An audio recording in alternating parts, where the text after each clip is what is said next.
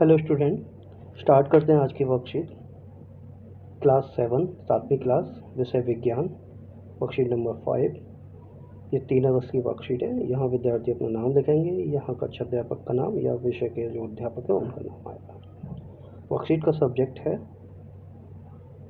मृदा में पोषकों की पुनः पूर्ति। ठीक है, स्टार्ट करते हैं इसे। राधिका जब अपने निकट के फसल की खेत में भ्रमण कर रही थी तब उसने देखा कि किसान खेतों में खाद फैला रहे हैं। उसने बगीचे में भी माली को ऐसा करते देखा, जहां वे लॉन और गमलों में खाद का उपयोग कर रहे थे। वह सोच में पड़ गई कि वे ऐसा क्यों कर रहे हैं।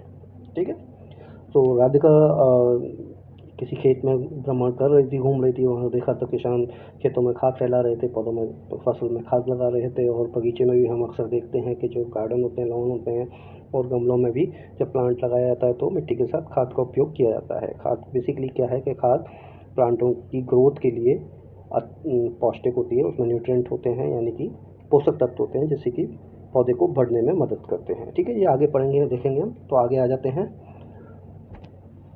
उर्वरक रासायनिक पदार्थ हैं जो पौधों को पोषक तत्व प्रदान करते हैं। मुख्य रूप से उर्वरक में क्या होता है, नाइट्रोजन, फास्फोरस और पोटेशियम होता है। अब खाद क्या है, खाद जैविक पदार्थ होते हैं जो पौधे अवशेष और पशुओं के गोबर से प्राप्त होते हैं तथा पौधों को पोषक तत्व प्रदान करते हैं। उर्वरक एक रासायनिक पदार्थ होता है जो ह्यूमन द्वारा प्लांट और फैक्ट्री में तैयार किया जाता है। उन्होंने बैग में भर के शॉप्स पे दिया जाता है, जहाँ से किसान उनको खरीदते हैं। ठीक है, और खाद क्या है, खाद एक नेचुरल है, जैविक पदार्थ है। जैसे कि जो पौधों के अवशेष होते हैं, सड़े गले पौधे होते हैं, उनके और पशुओं के जो गोबर होते हैं वो काफ़ी टाइम पुराने ऐसे ही पड़े हुए होते हैं, तो नेचुरल ही उसमें नाइट्रोजन, फास्फोरस और पोटेशियम बन जाता है। वो उसे खाद के रूप में यूज़ किया जाता है। ठीक है, आगे चलते हैं। पादप अपनी वृद्धि और अच्छे स्वस्थ विकास के लिए मिट्टी से खनिज पोषक तत्वों को अवशोषित करते हैं, अतः मृदा में इनकी मात्रा लगातार कम होती जाती है। होता क्या है कि पौधों को अच्छा स्वास्थ्य और बढ़ने के लिए वो क्या करते हैं कि जो मिट्टी में खनिज तत्व होते हैं, पोषक तत्व होते हैं, नाइट्रोजन, फॉस्फोरस, पोटेशियम, वो मिट्टी से लेते रहते हैं। ठीक है, उर्वरक एवं खाद में नाइट्रोजन, फास्फोरस और पोटेशियम जैसे पादप पोषक तत्व होते हैं। जैसे कि मैंने बताया, मृदा को इन पोषक तत्वों से समृद्ध करने के लिए भूमि में उर्वरक तथा खाद मिलाने की आवश्यकता होती है। ठीक है, तो मिट्टी में उर्वरक और खाद मिलाने की आवश्यकता क्यों होती है, क्योंकि उर्वरक और खाद में नाइट्रोजन, फास्फोरस और पोटेशियम होती है, जो पौधों के लिए, पौधों के पोषक और आगे बढ़ाने के लिए उपयोगी होती है। ठीक है, पौधों को सभी पालक पोषकों में से नाइट्रोजन की अधिक मात्रा में आवश्यकता होती है। यद्यपि वायु में नाइट्रोजन गैस प्रचुर मात्रा में उपलब्ध होती है, लेकिन पालक इसे सीधे उपयोग नहीं कर सकते हैं। तो इसका मतलब क्या हुआ कि पौधों को बढ़ने में सबसे ज़्यादा पोषक तत्व, सबसे ज़्यादा किसकी जरूरत होती है, नाइट्रोजन गैस की, जो नाइट्रोजन की होती है। तो हवा में भी नाइट्रोजन होती है, उपयुक्त मात्रा में नाइट्रोजन होती है, लेकिन क्या होता है कि पौधे जो प्लांट पादप होते हैं, जो प्लांट होते हैं, वो सीधे हवा से नाइट्रोजन नहीं ले सकते। पादप को नाइट्रोजन विलय रूप में ही अवशोषित कर सकते हैं। तो नाइट्रोजन क्या कर सकते हैं, वो मिट्टी में मिले हुए मिट्टी से ही वो नाइट्रोजन को लेते हैं, ना कि वायु से डायरेक्ट नहीं ले पाते। ठीक है, तो राइजोबियम नाम का एक जीवाणु होता है, बैक्टीरिया होता है, जो चना, मटर, मूंग और अन्य फलीदार पादपों की जड़ों में रहते हैं। ठीक है, तो और ये क्या करते हैं, जीवाणु जो होता है राइजोबियम नाम का जीवाणु, ये चना, मटर, मूंग जड़ों में होता है। ठीक है, फलदार जो प्लांट होते हैं, फलों वाले प्लांट होते हैं, उनकी जड़ों में होता है। और ये क्या करता है कि हवा से नाइट्रोजन लेता है। ये डायरेक्ट नाइट्रोजन ले सकता है, हवा से नाइट्रोजन लेता है और इसे क्या करता है कि विलय पदार्थों में परिवर्तित कर देता है। मिट्टी में मिला हुआ होता है, जड़ों में होता है, तो पौधों की जड़ों में विलय के रूप में, यानी कि सॉल्युबल रूप में परिवर्तित करता है, जिससे कि प्लांट और फल पादप जो होते हैं वो नाइट्रोजन ले सकते हैं। ठीक है, नेक्स्ट चलते हैं। अधिकतर दालें फलीदार पादपों से प्राप्त होती हैं। ठीक है, राइजोबियम अपना भोजन स्वयं नहीं बना सकता। फलीदार पौधे बैक्टीरिया को भोजन और आश्रय प्रदान करते हैं। यह सहजीवी संबंध कहलाता है। ये क्या कहता है, जो बैक्टीरिया होता है वो अपना भोजन खुद नहीं बनाता, वो जड़ों में रहता है। ठीक है, तो जड़ों से यानी कि पौधों से ही वो अपना भोजन और आश्रय जड़ों लेता है।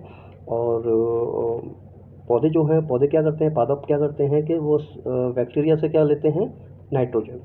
ठीक है, सॉल्युबल बनाता है नाइट्रोजन को वो, तो वो नाइट्रोजन लेते हैं। तो इस प्रक्रिया को क्या कहते हैं, सहजीवी संबंध ठीक है। इसमें यहाँ बताया भी गया है सहजीवी संबंध दो जीवों का मध्य संबंध जिसमें दोनों जीव आवास और पोषक के लिए परस्पर लाभान्वित होते हैं, एक दूसरे को बेनिफिट होता है दोनों का, एक दूसरे का, प्लांट का भी और बैक्टीरिया का भी।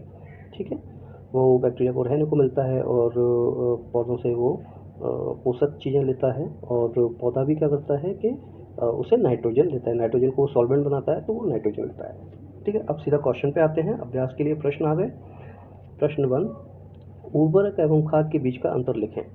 तो ये यहाँ पे आप देख सकते हैं, ये उर्वरक है और ये खाद है। ठीक है, तो इन दोनों के बीच का अंतर ये है मेजर। ठीक है, तो आप यहाँ पे देख सकते हैं, लिख सकते हैं उर्वरक के बारे में ये लिखा हुआ है और खाद के बारे में ये, तो ये मेन डिफरेंस है दोनों में। आगे देखते हैं। प्रश्न 2, पादप के लिए आवश्यक 3 मुख्य पोषक तत्व क्या होते हैं? नाइट्रोजन, फॉस्फोरस और पोटेशियम। उर्वरक और खाद में यही चीज़ होती है जो आवश्यक पोषक तत्व होते हैं पादप के लिए, नाइट्रोजन, फॉस्फोरस और पोटेशियम, ये लिखा हुआ है। प्रश्न नंबर 3 पे आते हैं। सहजीवी संबंध से आप क्या समझते हैं? तो ये लिखा हुआ है सहजीवी संबंध, ठीक है, दो जीवों का मध्य संबंध जिसमें दोनों जीव आवास और पोषक के लिए परस्पर लाभान्वित होते हैं। ठीक है, प्रश्न नंबर 4 पे आते हैं। पादप को उर्वरक एवं खाद की आवश्यकता क्यों होती है? तो इसके बारे में यहाँ पे आप देख सकते हैं, यहाँ पे दिया हुआ है, ये भी लिख सकते हैं आप। पादप अपनी वृद्धि और अच्छे स्वस्थ विकास के लिए मृदा यानी मिट्टी से खनिज पोषक तत्वों को अवशोषित करते हैं, अतः मृदा में इनकी मात्रा लगातार कम होती आती है। और मिट्टी में क्या होता है? उर्वरक एवं खाद में नाइट्रोजन, फॉस्फोरस और पोटेशियम जैसे पादप पोषक होते हैं। मृदा को इन पोषक तत्वों से समृद्ध करने के लिए भूमि में उर्वरक तथा खाद मिलाने की आवश्यकता होती है। तो ये इस तरीके से चौथा क्वेश्चन का आंसर बन जाता है। ठीक है, पादपों को उर्वरक और खाद की आवश्यकता क्यों होती है? क्योंकि उर्वरक और खाद में क्या होती है? नाइट्रोजन, फॉस्फोरस और पोटेशियम होती है, जो मिट्टी में मिलाई जाती है वो उनको पोषक, और यही पोषक तत्व होते हैं पादपों के लिए। ठीक है, इसलिए अच्छे स्वस्थ, और यहाँ पे ये लिख सकते हैं, पादप अपनी वृद्धि और अच्छे स्वस्थ विकास के लिए उर्वरक एवं खाद की आवश्यकता होती है। Okay, fine. वैसे इस वाले पेज पे, सेकंड पेज पे आपको क्वेश्चन के मैंने आंसर लिखे हुए हैं, आप देख भी सकते हैं। उत्तर 1 तक 2, तो जीवों के मतलब पादपों को उर्वरक एवं खाद की आवश्यकता नाइट्रोजन, पोटेशियम, फॉस्फोरस के लिए होती है। ठीक है, याद रख सकते हैं। सो यहाँ पे वर्कशीट आपकी कंप्लीट होती है।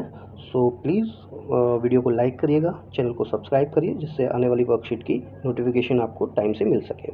Thank you, have a nice day.